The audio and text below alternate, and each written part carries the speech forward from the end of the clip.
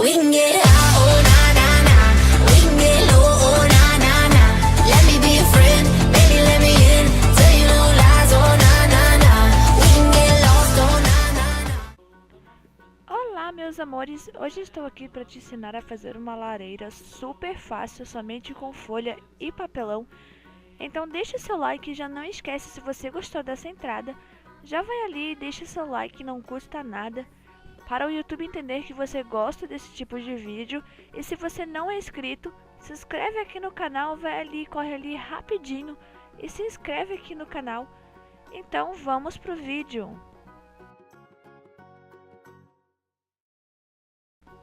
Para fazer essa lareira, eu utilizei 2 caixinhas de leite.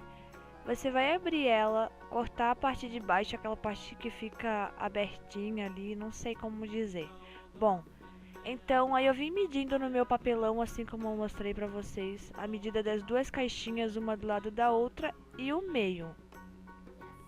Bom, depois eu cortei e daí eu coloquei assim, ó, fiz a parte de cima também.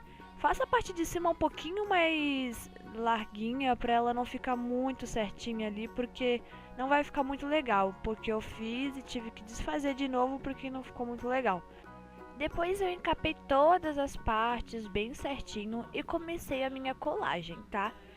Eu encapei tudo de branco e de folha sulfite. Eu achei que ficou bem legal.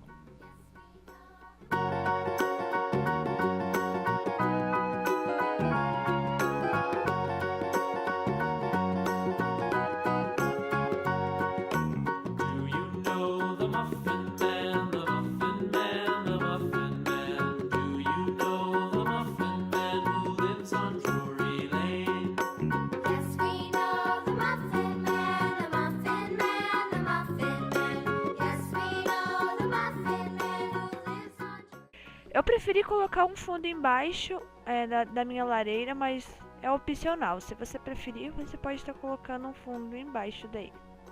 Bom, aí eu vim com esses pedacinhos assim nas lateral, bem pequenininho de papelão, e eu encapei eles também. E depois é só você colar daí bem certinho do lado. E para fazer os meus tijolinhos, eu utilizei pedacinhos assim pequenininhos de papelão e fui colando dessa forma assim, ó, 2, 1, 2, 1, como eu estou mostrando, tá? Aí você vai fazer em toda a sua lareira.